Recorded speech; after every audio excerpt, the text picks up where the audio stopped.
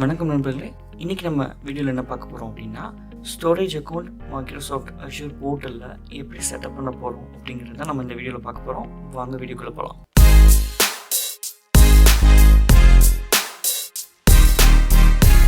இப்போ உங்கள்கிட்ட assure login already இருந்துச்சுன்னா நீங்கள் portal.azure.com போய் நீங்கள் லாகின் பண்ணிடுங்க. சப்போஸ் இல்லை அப்படின்னா இதை எப்படி ஃப்ரீயாக செட்டப் பண்ணுறது, எப்படி முக்கால்வாசி சர்வீஸ் எப்படி ஃப்ரீயாக யூஸ் பண்ணுறது அப்படிங்கிறதுலாம் என்னோட வீடியோவில் ஆல்ரெடி போட்டிருக்கேன். கட்டாயமாக நீங்கள் அந்த வீடியோ பார்த்துட்டு அக்கௌண்ட்டை செட்டப் பண்ணுங்கள். செட்டப் பண்ணிட்டு இந்த வீடியோ ஸ்டார்ட் பண்ணுங்கள்.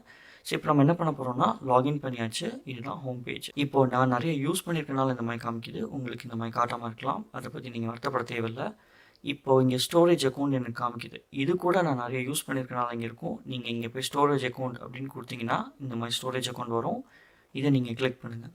இப்போது ஸ்டோரேஜ் அக்கௌண்ட்னா என்னென்னு பார்ப்போம். ஸ்டோரேஜ் அப்படின்னாலே நிறைய விஷயத்த ஒரு இடத்துல போய் வைக்கிறது, ஸ்டோரேஜ் ரூம் சொல்லுவோம் இல்லையா, அந்த மாதிரி. இப்போ இந்த ஸ்டோரேஜ் அக்கௌண்ட்டில் நிறைய விஷயங்கள் இருக்குது. அதை நம்ம க்ரியேட் பண்ணப்போ பார்க்கலாம். ஸோ பேசிக்கலி அஷ்யூர் போர்ட்டலில் நம்ம கண்டென்ட், அதாவது நம்ம டே டு டே லைஃப்பில் யூஸ் பண்ணுற, நீங்கள் மொபைல் யூஸ் பண்ணுறீங்க, நிறைய சோஷியல் மீடியா யூஸ் பண்ணுறீங்க, நிறைய வீடியோஸ், ஃபோட்டோஸ், லோட்டோஸுக்கு நீங்கள் ஏகப்பட்டது இருக்கும் இல்லையா, இதெல்லாம் எங்கே ஸ்டோர் பண்ணுவாங்க?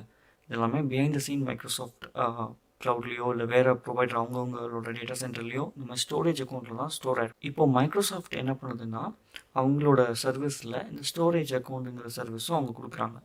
இதுலேயும் நிறைய விஷயங்கள் இருக்குது. நம்ம முதல் ஸ்டோரேஜ் அக்கௌண்ட்டை எப்படி செட்டப் பண்ணுறதுன்னு பார்க்கலாம். அதுக்கப்புறம் அடுத்தடுத்த வீடியோவில் ஒவ்வொரு விஷயத்தை எப்படி பண்ணுறதுன்னு பார்க்கலாம். ஸோ நீங்கள் ஃபஸ்ட் என்ன பண்ணணும்னா, அந்த ஸ்டோரேஜ் அக்கௌண்ட் கிளிக் பண்ணதுக்கப்புறம் இங்கே க்ரியேட் அப்படின்னு இருக்கும். கிளிக் பண்ணிங்கன்னா ஸ்டோரேஜ் அக்கௌண்ட் செட்டப் பண்ணக்கூடிய இம்பார்ட்டண்டான ஃபில்அப் பண்ணக்கூடிய ஃபார்ம்னு வச்சுக்கோங்களேன், இதெல்லாமே வந்துடும். இப்போது நம்ம இதை குயிக்காக செட்டப் பண்ண போகிறோம். இங்கே என்ன பண்ண போகிறோம்னா, சப்ஸ்கிரிப்ஷன். எனக்கு ஆல்ரெடி இங்கே சப்ஸ்கிரிப்ஷன் இருக்குது. நான் இங்கே சூஸ் பண்ணுறேன். உங்களுக்கு அதுக்கேற்ற மாதிரி பேர் வரும். இதே பேர் வரணும்னு நீங்கள் எதிர்பார்க்காதீங்க. உங்களுக்கு ஒன்று சப்ஸ்கிரிப்ஷன் 1ன்னு வரும். அப்படி இல்லைனா நீங்கள் ரீநேம் பண்ணியிருந்தீங்கன்னா அந்தந்த சப்ஸ்கிரிப்ஷன் பேர் வரும். சப்ஸ்கிரிப்ஷன் சூஸ் பண்ணுங்கள். அதுக்கப்புறம் ரிசோர்ஸ் குரூப். நான் ஆல்ரெடி ரிசோர்ஸ் குரூப் பற்றி சொல்லியிருக்கேன். ஒவ்வொரு விஷயமும் அஷ்யூரில் ரிசோர்ஸ்னு சொல்லுவாங்க. ஸ்டோரேஜ் அக்கௌண்ட் எது நீங்கள் எடுத்துக்கிட்டாலும் அதுக்கு பேர் ஒரு ரிசோர்ஸ். இந்த ரிசோர்ஸஸ் எல்லாமே ஒரு குரூப்பாக பண்ணுறதுக்கு பேர் தான் ரிசோர்ஸ் குரூப். இப்போ நான் என்ன பண்ண போகிறேன்னா, ஒரு ரிசோர்ஸ் குரூப்பை ஒன்று இருக்கிற ரிசோர்ஸ் குரூப்பை செலக்ட் பண்ணலாம். அப்படி இல்லைனா புது ரிசோர்ஸ் குரூப்பை க்ரியேட் பண்ணலாம்.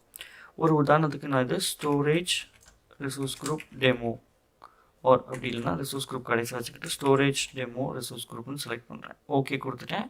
இப்போது இந்த பேர் கொடுத்துட்டேன், ஸ்டோரேஜ் டெமோ ஆர்ஜின். இந்த பேர் இன்னும் க்ரியேட் ஆகலை. க்ரியேட் ஆக போகுது அப்படிங்கிறது தான் நம்ம இங்கே செலக்ட் பண்ணியிருக்கோம். ஸ்டோரேஜ் அக்கௌண்ட் நேம் இப்போ நீங்கள் இந்த ஹோவர் பண்ணிங்கன்னா அது காட்டும்.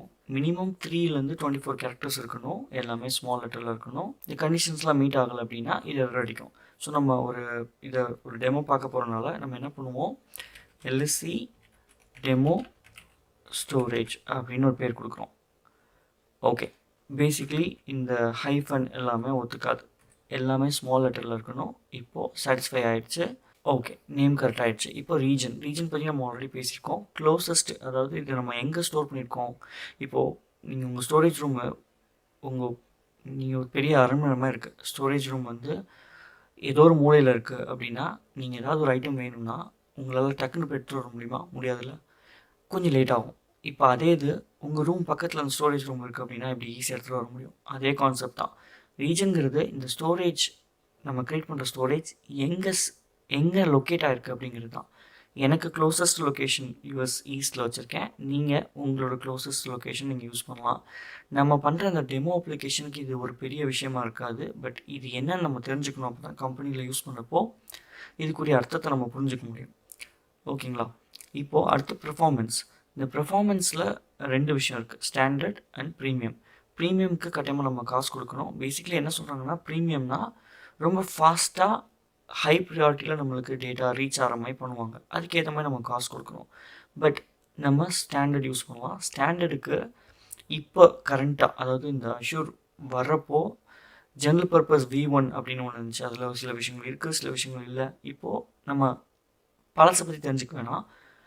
நீங்கள் அதை எப்போ தெரிஞ்சுக்கணுன்னா, அஷ்யூர்லேயே நீங்கள் பெரிய ஆள் ஆகணும், அதாவது அட்மினிஸ்ட்ரேட்டர் இல்லைனா பெரிய பொசிஷனுக்கு வர்றப்போ நீங்கள் சில பழசும் தெரிஞ்சுக்கணும். ஏன்னா கம்பெனிஸ் நிறைய பழைய விஷயங்கள் யூஸ் பண்ணுறவங்களுக்கு பழசு தான் இருக்கும். அதை எப்படி மைக்ரேட் பண்ணுறதுங்கிறதுக்கு அந்த பழசும் தெரிஞ்சுக்கணும். பட் இப்போ நம்ம ஸ்டோரேஜ் பற்றி தெரிஞ்சுக்க போகிறனால கரண்ட்டாக ஜென்ரல் பர்பஸ் V2 அப்படின்னு ஒரு கான்செப்ட் இருக்குது. அதை தான் நம்ம சூஸ் பண்ண போகிறோம். தான் பை டிஃபால்ட்.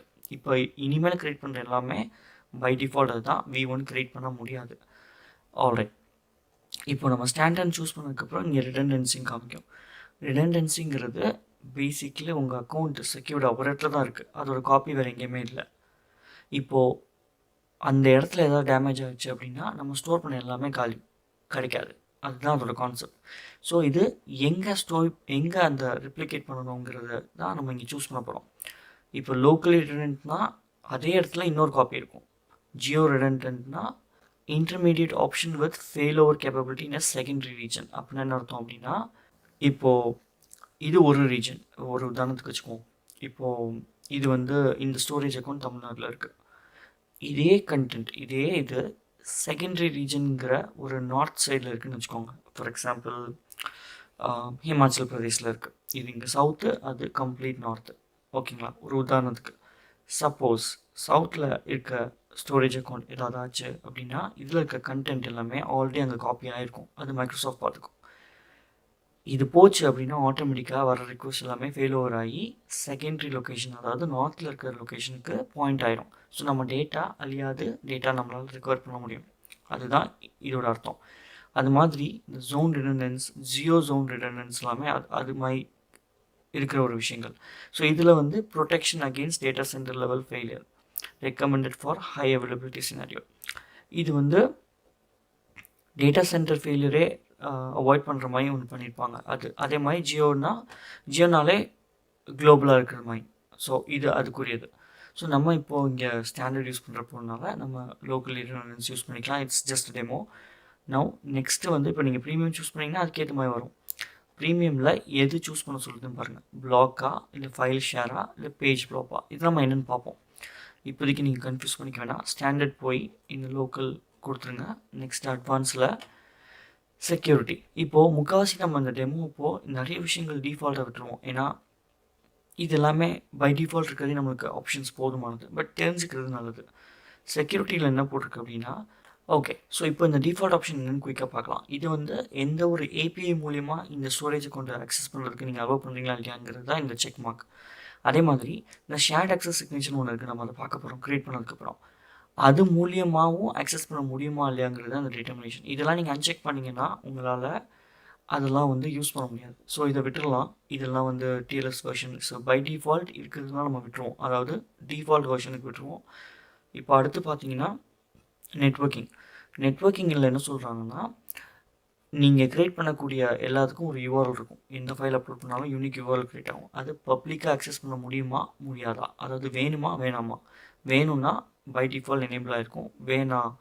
எனக்கு பப்ளிக்காக வேணும், ஆனால் ஸ்பெசிஃபிக் ஐபி நெட்வொர்க்கிங், அதாவது ஸ்பெசிஃபிக்கான ஐபி அட்ரஸோ இல்லை விர்ச்சுவல் நெட்வொர்க்கோ நான் யூஸ் பண்ணுறேன், அது மூலியமாக மட்டும் தான் வேணும் அப்படின்னா இந்த ஆப்ஷன். இல்லை எனக்கு ஸ்டோர் பண்ணால் மட்டும் போதும், நான் யாரையும் எதையும் அக்சஸ் பண்ண விட போகிறதில்ல அப்படின்னா நம்ம இதை டிசேபிள் பண்ணிடலாம். ஓகேங்களா? டிசேபிள் கிளிக் பண்ணிங்கன்னா அதுக்கேற்ற மாதிரி வேறு ஏதாவது ப்ரைவேட் இன்பார்ட் வேணுமா கேட்கும். ஆனால் எதுவுமே இல்லைனா உங்களால் டேட்டாவை அக்சஸே பண்ண முடியாது. போர்ட்டலில் மட்டும் தான் அக்சஸ் பண்ண முடியும். Anyway that is not possible. அதனால் நம்ம பை டிஃபால்ட் ஆப்ஷன் போயிடுவோம். செகண்ட் ரவுட்டிங் ப்ரிஃபரன்ஸாக மைக்ரோசாஃப்ட்டே விட்டுருவோம். ஸோ டிஃபால்ட்டாக Microsoft routing, network routing, so நாங்கள் விட்டுறேன். இன்டர்நெட் ரவுட்டிங் அப்படின்னா நம்ம கான்ஃபிகர் பண்ணணும். ஸோ அடுத்து டேட்டா ப்ரொடெக்ஷன், இதுவும் நான் பை டிஃபால்ட் விட்டுறேன். இதெல்லாம் என்னென்னா இப்போ for example enable soft delete for பிளாப்ஸ்னு ஒன்று இருக்குது, நம்ம அதை பற்றி பார்க்க போகிறோம்.